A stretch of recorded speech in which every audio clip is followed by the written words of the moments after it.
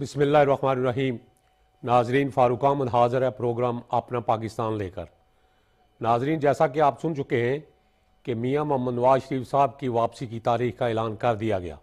वो 21 अक्टूबर को लाहौर एयरपोर्ट पे उतरेंगे और उसके बाद क्या होगा उसके बारे में चंद जो हैं सवालात जो हैं मेरे जहन में, उन पे आज गुफ्तगू होगी और दूसरे जो मुल्की मसाइल हैं उन पे भी कुछ अपना तज्जिया पेश करने की जिसारत करूँगा। नाजरीन, कुछ माहिरीन कानून ये फरमा रहे हैं कि जब मियाँ साहब लाहौर में उतरेंगे तो उससे कबल उनको शायद प्रोटेक्टिव बेल जो है वो मिल चुकी होगी। जहाँ तक मेरी नाकस समझ है, मैंने कुछ अपने तौर पे रिसर्च भी की, कुछ आइन को दोबारा स्टडी भी किया। कानून और आइन के अंदर ये जो प्रोटेक्टिव बेल है इसका कंसेप्ट तो है, मगर प्रोटेक्टिव बेल उन लोगों के लिए है जिनको गिरफ्तारी का खतरा हो कन्विक्शन से पहले। अगर कोई आदमी कन्विक्टेड है, सजा याफ्ता है, तो उसको फिर अदालत के सामने सरेंडर करना पड़ेगा। यही आइन में लिखा है और यही जो पाकिस्तान का कानून है वो भी यही कहता है।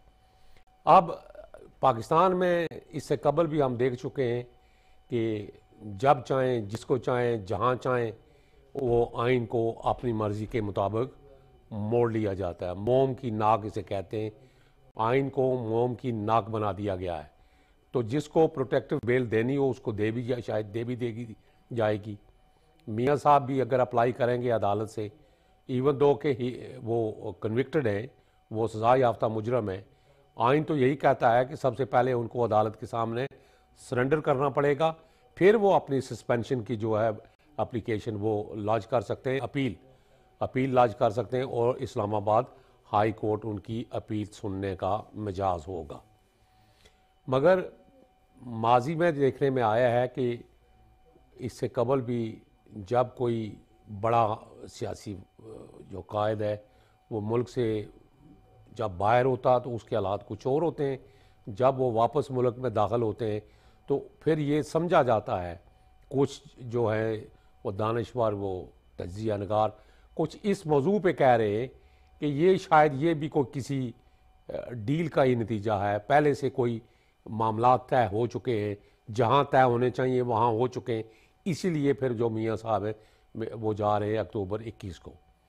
अगर तो ये निज़ाम इसी तरह चलना है, अगर ये 218 का एक्शन रीप्ले होना है कि उस वक्त मियाँ साहब को बाहर रखा गया और आज जो है वो तहरीक इंसाफ के चेयरमैन इमरान खान साहब को बाहर रख कर एक इलेक्शन का जो है वो अगर ड्रामा किया जाएगा तो मेरे नज़दीक उन इलेक्शंस की कोई अहमियत नहीं होगी।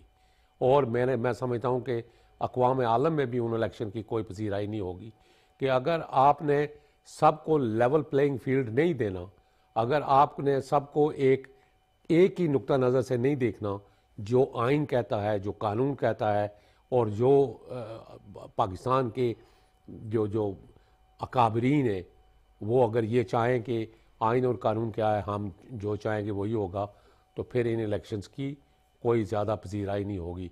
अब आने वाले दिन बताएंगे हमें कि हालात किस तरफ जाते हैं। मैं ये समझता हूँ कि मियाँ साहब को जब सरेंडर करेंगे उनको फिर जेल जाना पड़ेगा, उसके बाद फिर उनको ऐन मुमकिन है, मैंने बहुत पहले भी ये अर्ज़ की थी कि मियाँ साहब के ख़िलाफ़ जो केस है वो बिल्कुल एक बोगस केस है, इसकी कोई हैसियत नहीं है। मैं उस वक्त भी जब मियाँ साहब की कन्विक्शन हुई थी, मैं रिकॉर्ड पे हूँ इसी प्लेटफार्म के ऊपर बैठ के और दूसरे चैनल के ऊपर भी बैठ के मैंने ये गुजारिशात की थी कि पूरी दुनिया के अंदर एक मरवजा कानून है और कानून ये है कि आपके ख़िलाफ़ जो चार्जेस हैं, आपके ख़िलाफ़ केस भी उन्हीं चार्जेस के अंदर रहते हुए चलाया जाता है। आपको जिन चार्जेस के का सामना करना होता है, केस का फ़ैसला भी उन्हीं चार्जेस के को मद्देनज़र रख के किया जाता है। मियाँ साहब के ख़िलाफ़ इंडाइटमेंट तो थी 3 इशू की। एक था money beyond asset beyond means और करप्शन और मनी लॉन्ड्रिंग। इन तीनों में से वो जो जज साहब थे जो अब इस दुनिया में नहीं रहे, मलिक अरशद साहब, उन्होंने अपना जो फैसला दिया मियाँ नवाज शरीफ साहब को इन तीनों जो दफात थी इनमें से उनको बरी किया और फिर एक वो जो अकामा वाला है उस पर उनको जो है वो कन्विक्ट किया। तो मेरे नुक्ता नज़र के मुताबिक तो ये कन्विक्शन बनती ही नहीं थी। इंडाइटमेंट कुछ और थी, फैसला कुछ और आया, केस कुछ और जो है पैराए में चलाया गया, कुछ और कानूनी नुकात पे चलाया गया और फिर फैसला आ गया किस पे, अकामे पे। तो मेरा ख्याल है कि मियाँ साहब को रिलीफ डेफिनेटली मिलेगा और मिलना भी चाहिए। मगर मैं साथ साथ ये भी गुजारिश करूँगा कि अगर आपने इंसाफ करना है तो फिर इंसाफ सबको मिलना चाहिए, सबके साथ बराबर का सलूक होना चाहिए, इसमें कोई दो राय नहीं है। 9 मई के वाक़यात में जो जो लोग मुलव्वस हैं उनको कैफर किरदार तक ज़रूर पहुँचाया जाना चाहिए। मेरा नुक्ता नज़र यही है कि जो भी मुलव्वस है, जो भी उसमें जो प्लानर थे, जो असिस्ट कर रहे थे, जो एक्सिक्यूशनर थे, जिन्होंने एग्जीक्यूट किया, जिन्होंने आगे लगाई, वो तो आगे एक मोरे थे, वो तो तहरीक इंसाफ के जो वर्कर थे, वो तो एक छोटे लेवल के जो जिनको मोरा कहा जाता है, उन्होंने तो वो एक्ट किया, वो तो उसकी भी उनको जिस सज़ा के मुस्तहिक मिलनी चाहिए। मगर असल जो इस खेल के पीछे जो जिन लोगों ने ये सारा प्लानिंग की, उनको ज़रूर अपने जो है वो मंजिल पे पहुंचना चाहिए और उनके ख़िलाफ़ मुकदमात जो है साफ़ और शफाफ तरीके से चलाना चाहिए, शहादतों के सबूत के तौर पे चलाना चाहिए। जो भी सबूत ठोस एविडेंस आपके पास मौजूद हों वो अदालत के सामने रखें और आवाम को भी आगाही मिलनी चाहिए कि किन ठोस वजूहात की बिना पे उन लोगों को सज़ाएँ मिलेंगी, अगर मिलेंगी तो। मगर एक बात का ख्याल रखना बहुत ज़रूरी है कि जिसके ख़िलाफ़ भी जो भी केस चले, जहाँ भी केस चलाया जाए, चाहे वो किसी आर्मी कोर्ट के अंदर चलाया जाए, चाहे वो किसी स्पेशल कोर्ट के अंदर चलाया जाए, और अगर केस चलता है स्पेशल सीक्रेट एक्ट के तहत और साइफर का जो केस है वो उसी तरीके से मेरा ख्याल चलाया जाएगा। तो उसमें एक बात का ध्यान रखना बहुत ज़रूरी है कि ए फेयर ट्रायल का हक जो है वो हर एक मुल्ज़म को है। Every defendant have a right of fair trial, इसमें कोई दो राय नहीं है, पूरी दुनिया के अंदर यही होता है। और वो फेयर ट्रायल का जो एक पैराया है, जो जो जो हकायक हैं उसके, वो तमाम दुनिया के सामने आने चाहिए कि डिफेंडेंट को पूरा पूरा मौका दिया गया, डिफेंडेंट को जो अपना केस है उसको लड़ने का पूरा पूरा इख्तियार दिया गया, उनकी जो लीगल टीम है उसको पूरा इख्तियार दिया गया, और फिर ताकि इसमें कोई इबाहम ना रहे कि किसी के साथ कोई ज़्यादती हुई। अगर कोई इबाहम रह गया तो फिर ये जो सियासी मुकदमात होते हैं इनकी कोई हैसियत नहीं है, कोई वक़्त नहीं होती। अब आते हैं दूसरे असल मौजू पे कि पीपल्स पार्टी के बानी जनाब चेयरमैन बिलावल भुट्टो साहब का एक बयान इन दिनों बड़ा शद्दोमद से मंजर आम पे आ रहा है। वो बयान ये है कि लेवल प्लेइंग फील्ड अगर हमें नहीं मिला तो फिर हमको लेना पड़ेगा। तो क्या कुछ मामलात जो हैं वो बिगड़ने शुरू हो गए, क्या कुछ मामलात कहीं और तय हो गए। एक बात तो सामने नज़र आ रही है कि मियां मोहम्मद नवाज शरीफ साहब अगर वापस जा रहे हैं तो फिर इलेक्शन एमिनेंट है, मेरा ख्याल है डेफिनेटली होंगे। कब होंगे और ज़्यादा से ज़्यादा फरवरी तक आप ले जा सकते हैं, इससे आगे तो ले जाने का कोई इम्कान नहीं है। तो मियां साहब के जाने का असल जो मकसद है वो जाके फिर अपनी इलेक्शन कैंपेन भी चलाएंगे और फरवरी के जो इलेक्शन होंगे या जनवरी के जो भी डेट आएगी, अभी डेट तो अनाउंस नहीं हुई, मगर डेट उनको जल्द इलेक्शन कमीशन को अनाउंस कर देनी चाहिए। इसमें भी इबाम नहीं रहना चाहिए ताकि आवाम को पता चले, तो दूसरी सियासी जमातें को भी ये मौका मिले कि वो अपने आप को जो है वो आवाम के सामने ले जाएं। अपने जो करतूत हैं, जो पुराने जो उनके दावे हैं, जो उन्होंने जो कारनामे सर अंजाम दिए, सब पार्टियां आवाम को जाके बताएं कि हमारी ये कारकर्दगी थी, ताकि आवाम भी जान सके। और आवाम को भी चाहिए जब ये पार्टियां आपके पास आएँ आप इनसे पूछें कि आपने अपने दौर इक़्तिदार में हमारे लिए क्या किया, हमारे लिए सिवाय नारों के, बिजली के बिल दोगुने चुगने करने के, पेट्रोल की कीमत डबल और ट्रिपल करने की, आपने अगर कुछ और किया है तो हमें बताएं। आवाम पूछें, लोगों से, उन नुमाइंदों से पूछें जो बड़े बड़े जलसे होंगे, वहाँ उठ के वहाँ सवालात करें। आप अपने जो भी आदमी आपसे वोट मांगने के लिए आए, आपका ये हक है, ये बुनियादी हक है कि आप उसको खोजें, उससे पूछें कि हमारे लिए आपने क्या किया भाई, पिछले दौर में आप ने हमारे साथ ये वादे किए थे, क्या वो पूरे किए। आज देखिए, आज का जो वोटर है वो मैं नहीं समझता कि वोटर समझदार नहीं है, मगर मैं ये ज़रूर कहने पे मजबूर हूँ कि पाकिस्तान का वोटर समझदार तो है, मगर एक बात उसकी समझ में नहीं आती कि जिन फ्यूडल्स, जिन सरमायादारों से, जिन सट्टेबाजों से, जिन रस्सागीरों से वो अपने हालात बेहतर करने की तवक्को कर रहा है, वो ये अवाम तवक्को कर रही है, उसको ये जो सरमायादार हैं, ये वडेरे हैं, ये जो फ्यूडल्स हैं, ये उसको इंसाफ देने के लिए, उसको रिलीफ देने के लिए सियासत में नहीं आते। इनका मतम नज़र कुछ और होता है। वो पिछले 74 साल 76 साल से आप देख रहे हैं, कम से कम पिछले 50 साल से देखें क्या हो रहा है मुल्क के अंदर। क्या किसी ने कोई रिलीफ देने की कोशिश की? अगर किसी ने जेन्युइन कोशिश की तो उसको उठा के बाहर फेंक दिया गया। अगर किसी ने जेन्युइन ये कोशिश की कि वो आवाम तक पजीराई हासिल करे तो उसको उठा के बाहर फेंक दिया गया, गंदा कर दिया गया, करप्शन के चार्जेस, पसे जिंदा और फिर फांसी गाड़ तक। तो मेरा नहीं ख्याल कि ऐसे हालात में पाकिस्तान के इस वक्त जो हालात हैं ये बड़े मखदूश हैं। इन मखदूश हालात को मद्देनज़र रखते हुए मैं ये गुजारिश ज़रूर करूँगा कि आप देखें कि आपके जो हमसाया मुल्क है वहाँ क्या हो रहा है। G20 का एक बहुत बड़ा इकट्ठ हुआ वहाँ, और G20 क्या है ये आप मुझसे बेहतर जानते हैं कि ये वो लोग हैं जो पूरी दुनिया को कंट्रोल करने वाले ममालिक हैं।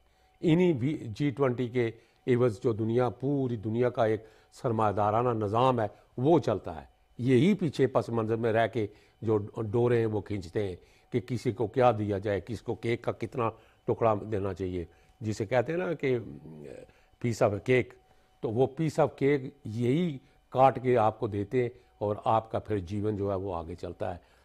कोई तरक्की की मंजिलें पा लेता है तो कोई पस मंज़र में चला जाता है, कोई तरक्की पाता है तो कोई ज़वाल पजीर हो जाता है, किसी को उठा के बाहर फेंक दिया जाता है, किसी को इक़्तिदार में लाया जाता है। यही लोग हैं। और हम कहाँ खड़े? आपके हमसाए मुल्क का तो वो तो मेज़बान है उन तमाम मेहमानों का, G20 के मेहमानों का, और वो बड़े दबंग अंदाज में उनके साथ वो टोस्ट शेयर किए जा रहे हैं। पूरी दुनिया ने देखा, पूरी दुनिया मीडिया दिखा रहा है। और हम है कि हमें आज तक यही तय नहीं हो सका कि पाकिस्तान के अंदर असल ताकत का चश्मा कौन है, असल ताकत जो है उसका मंबा कौन है। क्या पार्लियामेंट मुकद्दम है? क्या पार्लियामेंट जो है वो सुप्रीम है, या सुप्रीम कोर्ट सुप्रीम है, या इस्टेब्लिशमेंट सुप्रीम है? इस बात का आज तक ये फैसला नहीं हो सका। इसलिए इन झमेलों से, इन बखेड़ों से हमें बाहर निकलना होगा। हमें आवाम के हालात को मद्देनज़र रखना होगा। हमारे जो अकाबरीन हैं, जो सियासतदान हैं, जो जहाँ ताकत इस वक्त है पूरी दुनिया जानती है और अवाम भी जानते हैं कि ताकत सिर्फ एक ही जगह है और वो है इस्टेब्लिशमेंट। उन सब को भी इन चीज़ों को रिव्यू करना पड़ेगा। पुरानी पॉलिसियाँ अब बंद करने का वक्त आ गया है। अब वक्त आ गया है कि आप अपनी पॉलिसियों को रिव्यू करें और जिसका जो काम है, आइन जिस बात की इजाज़त देता है, तमाम लोग, तमाम अदारे उस आइन की हदूद के अंदर रहकर अगर काम करेंगे, अपना अपना काम करेंगे, तो मैं नहीं समझा कि पाकिस्तान तरक्की नहीं कर सकता। डेफिनेटली कर सकता है, क्यों नहीं। अगर दूसरे ममालिक तरक्की कर सकते हैं तो हमारे अवाम भी किसी से कम नहीं। वो मेहनत कश भी हैं, वो किसान हमारा बहुत मेहनत कश है, मज़दूर हमारा किसी भी जगह किसी दूसरे मज़दूर से कम नहीं है। और हमारे जो बड़े बड़े स्किल्ड लोग हैं, जो हमारे इंजीनियर्स हैं, हमारे डॉक्टर्स हैं, हमारे वकला हैं और हमारी ताजर बरादरी ख़ास होता है, वो किसी से कम नहीं है। सिर्फ उनको एक मौका चाहिए, एक अपॉर्चुनिटी चाहिए, एक प्लेटफॉर्म चाहिए, और कौम को मुतहद होना पड़ेगा। अगर आज कौम मुतहद नहीं होगी तो फिर मैं नहीं समझता कि हम जो तरक्की पजीर ममालिक हैं उनकी सफ़ में हम शामिल भी रहेंगे। हमारी मैशियत का ये जो आलम आज हुआ है, ये हमारी भी इसमें कोताहियाँ हैं। कोताही ये है कि अवाम उनसे कोई सवाल नहीं करते, अवाम ये पूछते ही नहीं। तो भाई ये कहते हैं यार आ गया चौधरी साहब आ गए, वोट देना पैना, राजा साहब आ गए, वोट तो देना ही पैना, वो वड्डे राजा साहब का हुक्म है, वड्डे चौधरी साहब का हुक्म है, किसी टवाने कच्ची का हुक्म है। ये बातें, इन बातों से बाहर निकलें, वोट उसको दें जो मेरिट पे पूरा उतरता हो, वोट उसको दे जिसको आप अहल समझते हैं। जरूरी नहीं कि वो किसी पार्टी के साथ ही उसका ताल्लुक हो। अगर आप ये समझते हैं कि वो न्यूट्रल है, वो आज़ाद उम्मीदवार है और उसके अंदर ये सारी सिफतें मौजूद हैं, वो काबिल भी है, वो दयानतदार भी है, वो ईमानदार भी है और वो आपके काम जो है वो बजा तौर पे करने के काबिल है और आपकी हमेशा वो मदद करने के अव्वल सफ में रहता है, तो फिर आपका वोट, जो वोट का हकदार वो आदमी है, वो नहीं जो किसी बड़ी पार्टी का उम्मीदवार है जिसने पिछले 70 साल में आपके लिए कुछ नहीं किया। कभी बाप आ जाता है, कभी दादा आया था, फिर बाप आ गया, फिर बाप गया तो फिर पोता आ गया। ये मोरसी सियासत जो है इसका खात्मा होने का वक्त है। मोरसी सियासत पाकिस्तान में इसकी कोई गुंजाइश नहीं है। ये मोरसी सियासत से हमें बाहर निकलना होगा और आपको इस बात का फैसला करना होगा कि आपके वोट का असल हकदार कौन है। और मैं उम्मीद रखता हूँ कि हमारे जो मौजूदा निगरान वज़ीर आज़म है, वो जिस काम के लिए आए हैं उनका सिर्फ एक ही काम है और वो है साफ और शफाफ इलेक्शन करवाना, और इलेक्शन करवा के फिर वो अपने घर चले जाएं। अब रह गया सवाल जनाब तहरीक इंसाफ के चेयरमैन इमरान खान साहब का, तो उनके ख़िलाफ़ जो मुकदमात बनाए गए, मैं उम्मीद रखता हूँ कि जिन लोगों ने ये मुकदमात बनाए हैं, हमारी एजेंसीज उसमें शामिल हैं, जो इंटेलिजेंस अदारे हैं वो उसमें शामिल हैं, उनके पास ठोस शवाहिद होंगे और वो ठोस शवाहिद के बल बोते पर ही केस को आगे बढ़ाएंगे और वो सारे एविडेंस जो है वो अदालत के सामने रखेंगे और वो सारे के सारे एविडेंस अवाम के सामने भी रखें ताकि अवाम को पता चले कि इन लोगों ने 9 मई को क्या गुल खिलाए, क्या खिलवाड़ किया, पाकिस्तान के खिलाफ किस किस्म की ये साजिश थी, पाकिस्तान आर्मी के खिलाफ किस किस्म की ये साजिश थी। देखिए, हम आर्मी को क्रिटिसाइज कर सकते हैं, वो बड़ा आसान है क्रिटिसाइज करना, मगर पाकिस्तान आर्मी के ख़िलाफ़ अगर हम इस किस्म के जो दोगलापन है वो अख्तियार करते रहें कि जब वो आपकी मदद करें, आपको बिठाएं, उठा के तख्त पे बिठाएं, तो फिर वो आपके पेज पर हैं, आपके दोस्त हैं, आपके बॉस भी हैं, और फिर जब उनके साथ कोई किसी मौजू पे, किसी सब्जेक्ट पे खटपट शुरू हो जाए तो फिर वो आप उनके खिलाफ बयान देने शुरू कर दें। ये सियासी जमातों को इस सारे काम से बाहर निकलना होगा। ये भी इस्टेब्लिशमेंट की तरफ अपने जो रुख अनवर है उसको मोड़ें, अपने रुख अनवर को मोड़ें और अपना ये सियासतदान अपना रुख अनवर अवाम की तरफ लेके जाएं, चूँकि अवाम ही आपको वहाँ से उठा के फिर तख्त पे बैठाते हैं और फिर आप जब वोट मांगने के लिए तो आप फ़ौरन पहुँच जाते हैं। फिर 5 साल आपको कुछ याद ही नहीं रहता कि वो आपके वोटर भी हैं। वो 2 वक्त की रोटी के लिए बिलक रहे, उनके पास पीने का पानी नहीं है, उनके बिजली के बिल जो आसमान को छू रहे, उनके बच्चे 2 वक्त की रोटी के बगैर सो रहे और आज लोग खुदकशियाँ करने पर मजबूर हैं। कुछ लोगों के पास तो 2 वक्त की रोटी भी मैसर नहीं है। मजदूर का आज ये हाल है कि वो 20,000 रुपये की तनख्वाह उसको तनख्वाह मिलती है, उसमें से 16,000 या 18,000 बिजली का बिल है। वो 2,000 रुपये में कैसे जिएगा, कैसे वो सर्वाइव करेगा। इसलिए इन तमाम हालात को पेश नज़र रखें, इन पे गौर करें और आने वाले जो इलेक्शन है वो आपको ये साबित करना पड़ेगा कि ये इलेक्शन साफ़ और शफाफ है और हर एक को लेवल प्लेइंग फील्ड मिले। इसमें तहरीक इंसाफ बशमूल, ये नहीं कि आप तहरीक इंसाफ, हाँ, जिन लोगों ने कोई जराइम कमिट किए उनके खिलाफ मुकदमा चलाएं और उनको पस जिंदा करें, हमें कोई एतराज़ नहीं, मगर ठोस बुनियादों पर, ठोस शवाहिद की रोशनी में। ये नहीं कि आप 218 में मियाँ नवाज शरीफ साहब इलेक्शन से बाहर थे तो उसका एक्शन रीप्ले करके आप अब मियाँ साहब इलेक्शन लड़ेंगे, सोनिया हो जाओ ओवन गलियाँ तो विच मिर्ज़ा यार फैले, ऐसे नहीं हो सकता। सबको level playing field, Peoples Party को जो उनका हक है उनको दिया जाए। ये नहीं कि आप ये सुनने में आ रहा है और मीडिया की सतूर में ये बातें भी ज़ाहिर हो रही हैं कि सिंध के अंदर जो हैं वो आपने तबादले, हाई लेवल के तबादले शुरू कर दिए, उनके फंड्स भी सीज कर दिए। ये कैसे मुमकिन है? अभी तो इलेक्शन डेट डिक्लेयर नहीं हुई। आप पहले इलेक्शन की डेट तो दें, फिर उसके बाद ये सारे काम आइन आपको इस बात की इजाज़त देता है, इससे पहले आप कैसे कर सकते हैं? ये अगर होगा तो फिर वो पीपल्स पार्टी वाले बजा तौर पर सही कह रहे हैं कि हमारे साथ हमें लेवल प्लेइंग फील्ड नहीं दिया जा रहा। आज मैं इसी पे इक्तफा करूँगा।